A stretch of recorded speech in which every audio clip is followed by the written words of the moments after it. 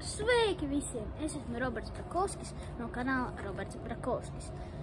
Šodien es vēlos pastāstīt par savu uzvārdu maiņu, jo kā jau jūs noteikti esat pamanījuši, man no kanāla vairs nesauc Roberts Logins, bet Roberts Brakovskis. Šī lieta tika izdarīta, ja nomainīja uzvārdu, tā ja mans tēvs to darīja. Un viņš to darīja, jo viņam un mums visai jaunajai ģimenei, jaunākajai paudzei šai ģimenes kopienā nav saistība ar uzvārdu Logins.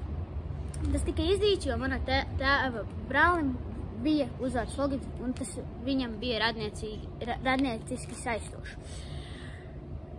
Daudz odu diezgan, bet jā, tāpēc tika nomainīts uzvārds. Un tas uzvārdu nomainīt ir diezgan sarežģīti priekš arī bērni, ja tev, piemēram, ir e-talons, ģimenes karte un citas lietas, piemēram, kā man vēlos tiesības.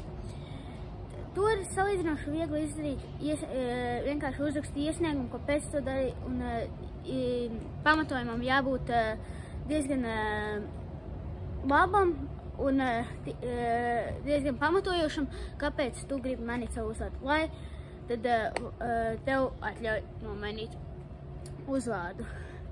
Es uzvārdu jau esmu nomainījis kādus 3 mēnešus atpakaļ vai 2. Un es pašlaik neesmu vēl neko nomainījis, vai tiesības, vai arī ģimenes karti vai e-talonu. Bet dokumentus savus gan.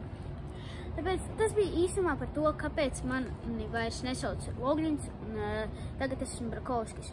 Un vēl interesants fakts, manu vecstāvu sauca Roberts. Un Roberts tika nosaukts par godu manam vecstāvam, jo viņš bija slavens grozu pinējs Latgalē, un tāpēc viņam tika par godu nosaukts. Un uzvārds viņam bija Brakovskis. Tagad sanāk man tā, ka es esmu nomainījis arī uzvārdu Brakovskis, un man ir pilnīgi viss no mana vecstāva vārda ziņā un uzvārdu ziņā.